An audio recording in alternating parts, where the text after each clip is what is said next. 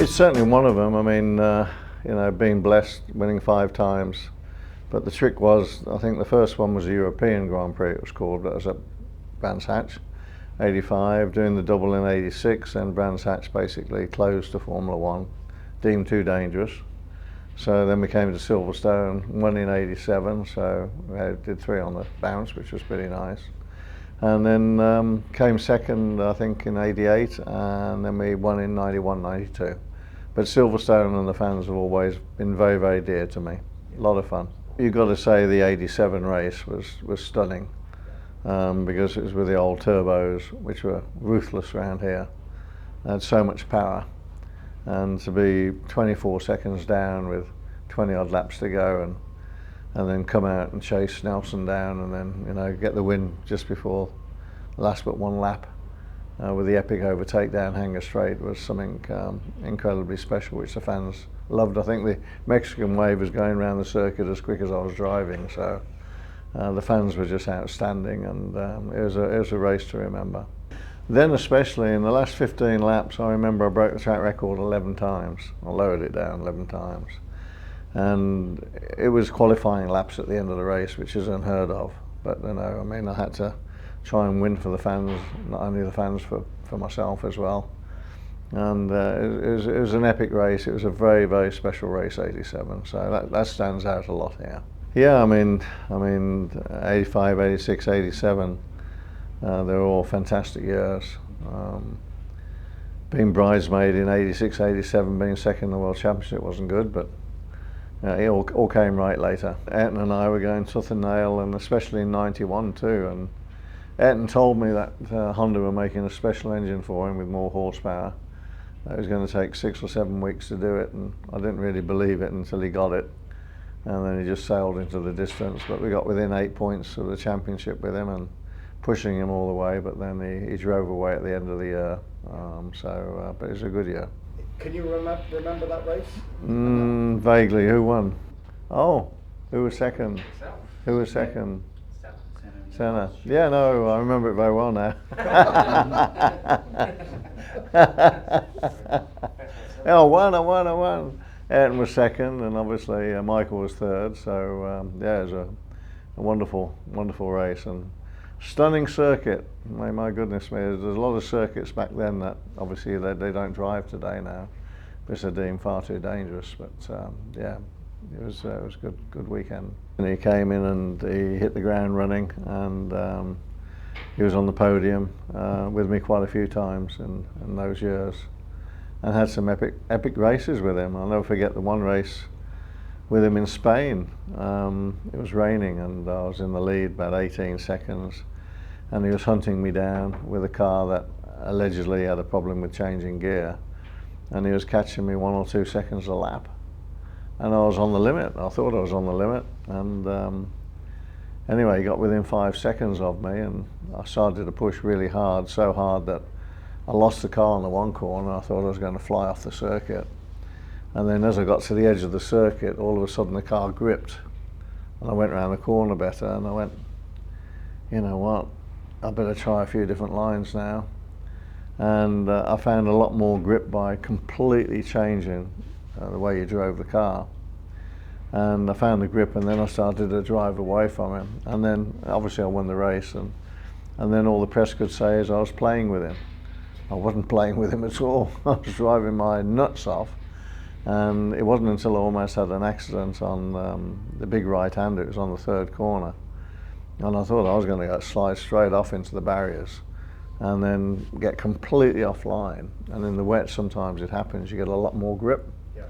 And of course he found that line earlier than I did, but once I found the line, I managed to go a lot quicker, and managed to pull away and win the race still.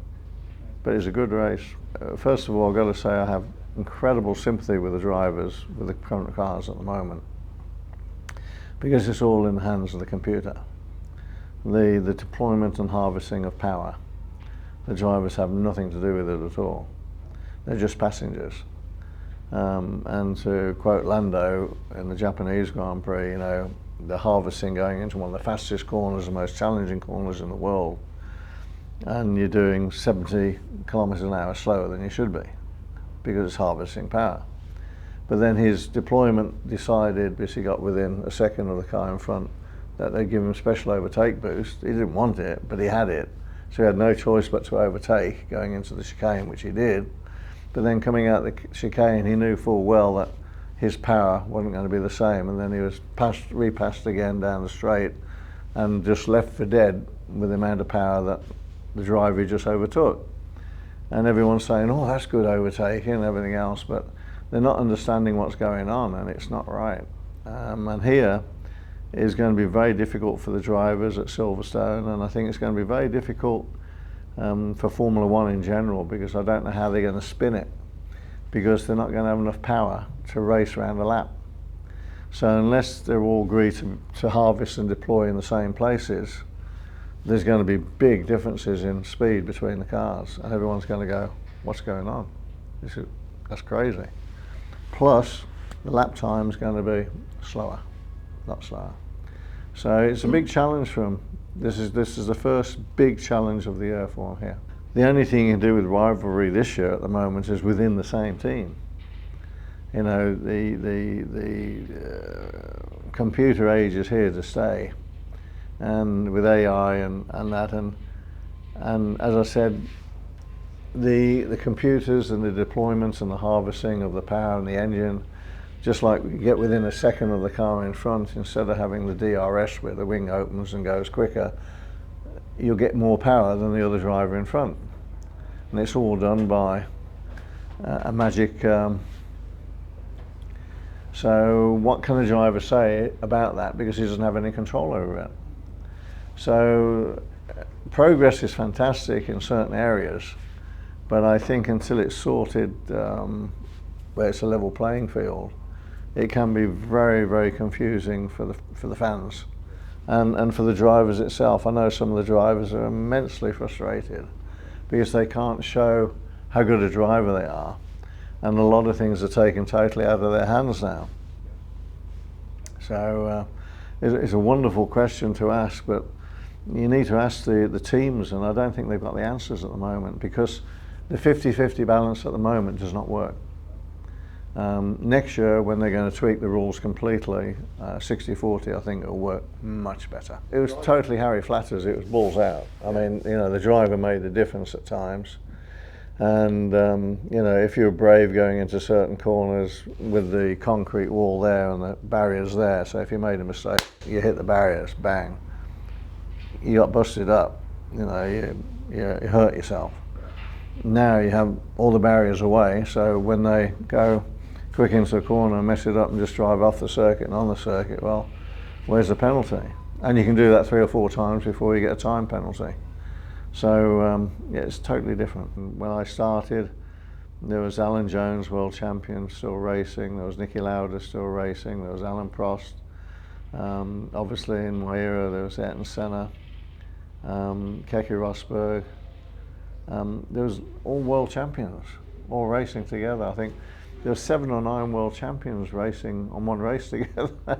So, you know, to win a race back then was pretty difficult.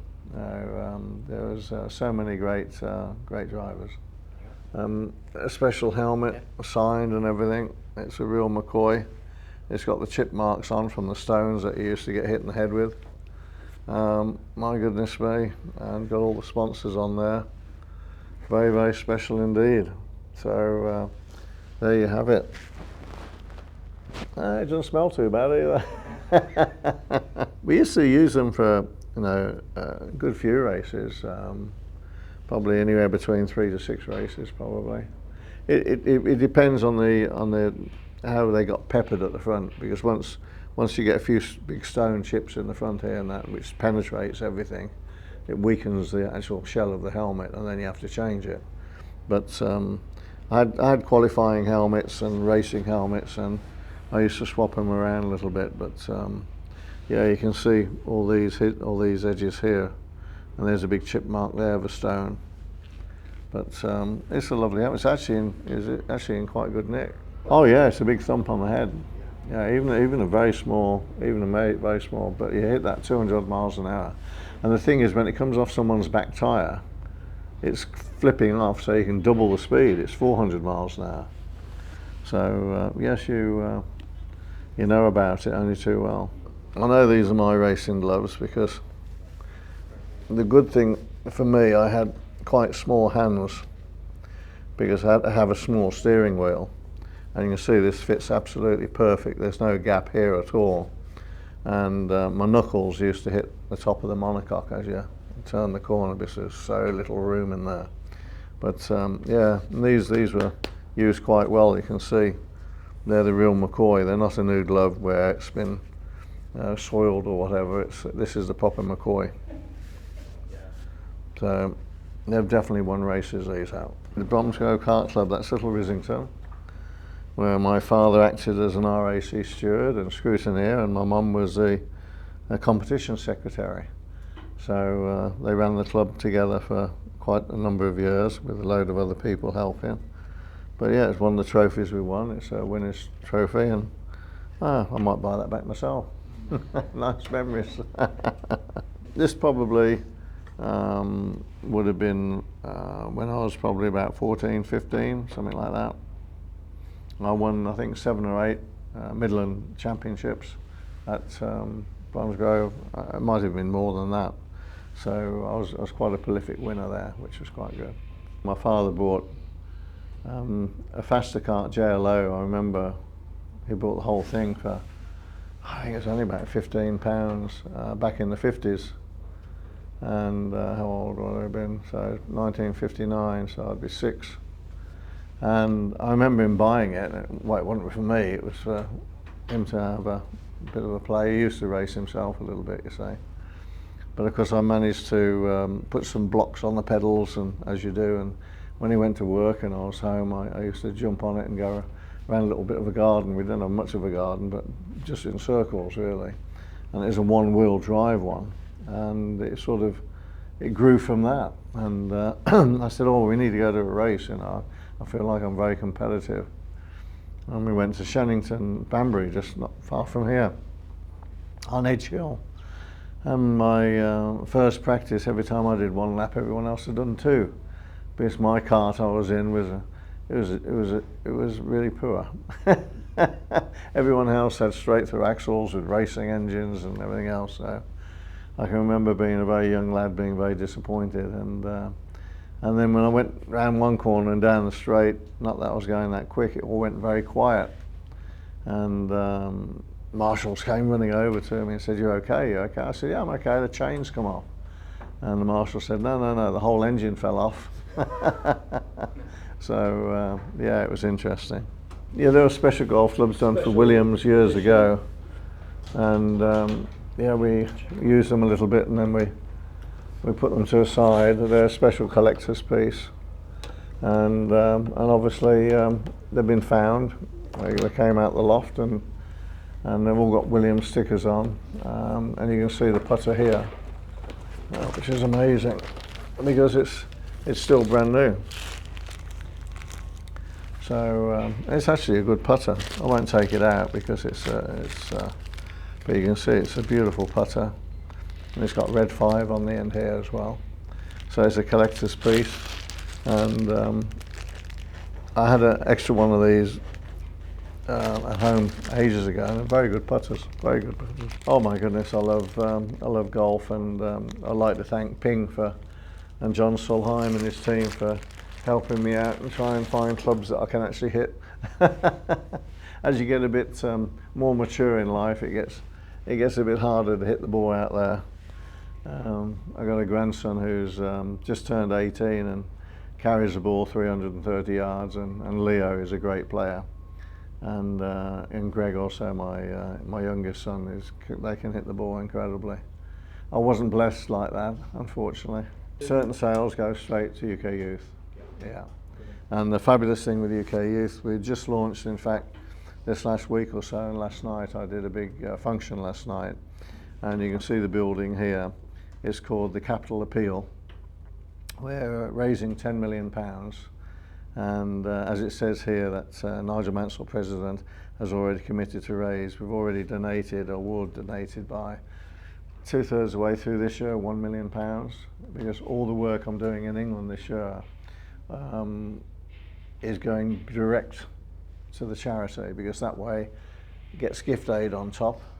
So I'm supplying all my services absolutely for free, and 100%, which is important, 100% goes straight to the charity. There's no expenses coming out of it or anything at all. And so if you do the sums, if you can donate £10, £50, but they put a limit of £200, you can buy a brick to build this magnificent building here. And it's an incredible sports centre and learning centre for UK youth in Avon Tyrrell, where tens and tens of thousands, and over a number of years, hundreds of thousands and millions of children have the opportunity to be educated. And when you know that's a lot of people out of education or employment, to have something like this to give their ambitions and their dreams and make them come true, and to actually educate a child and give them better education to make better life choices is so important. But if they don't have the education, they can't do that. So yeah, we hope to get this built within 2 years. Her Royal Highness Princess Royal is right behind it, who's our patron, who's absolutely fantastic patron. But this to help so many children and families, and so we're very excited about that. And I mean, just to let you know, if you've got 50,000 people who buy a brick, that's £10 million straight away. So that's incredible. And when I did something on Sky a few months ago, I had 300,000 likes the next day. Well, I just thought, well, if they would like to just donate, even if it was £10 or whatever, that's 30 million. So I'm really hopeful that the fans will come on board, and even if they give £5, £10, £20, it doesn't matter. But if you like a brick to be on the building in perpetuity, where it's there with my name for the rest of the entirety, that would be absolutely fantastic. And you're helping UK youth, which is a wonderful national charity. And this is the difference, everybody. 100% goes to the charity. 100% of the funds, nothing siphoned off. And there's not many charities that can really say that. I never broke a racket. I broke a few cars. Well, John was great. I mean, he just got a bit excited that day, didn't he? I can remember him doing it. He went, "Goodness gracious me," and he hit it on the ground. All words like that. A tricky question to answer, because qualify it, because Silverstone's been altered over the years. Old Silverstone versus new Silverstone versus original Silverstone.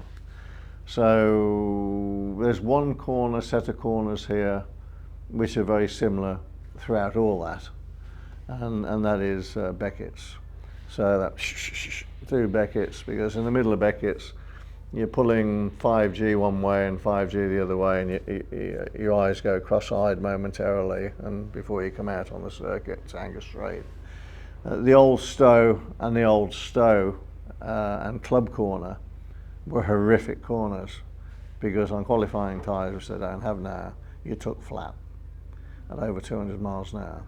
They were scary as hell, because you had sleepers there, and when I was doing it, you had this catch fence pole with the actual, I called it barbed wire, because it decapitated a few people. So when you're going past that and running out the track and looking at the pole as you go past at 200 miles an hour, that wasn't much fun, but they were incredible corners. Of course, they had to go for safety. But Beckett's with the Silverstone we currently have today, they're fantastic, challenging corners through there. And Copse as well. Copse is still a good corner. I've got to say 87 and 92, winning the championship and winning a race in 92, and the fans invading the circuit, doing something which won't happen again. The fans coming on the circuit and getting so excited was magical, both in 91 and 92. So yeah, 87, 92 were pretty astonishing. I think Ayrton, have him in the same team, and if it's possible to have parity with the cars and work, I think it would have been a nice experience.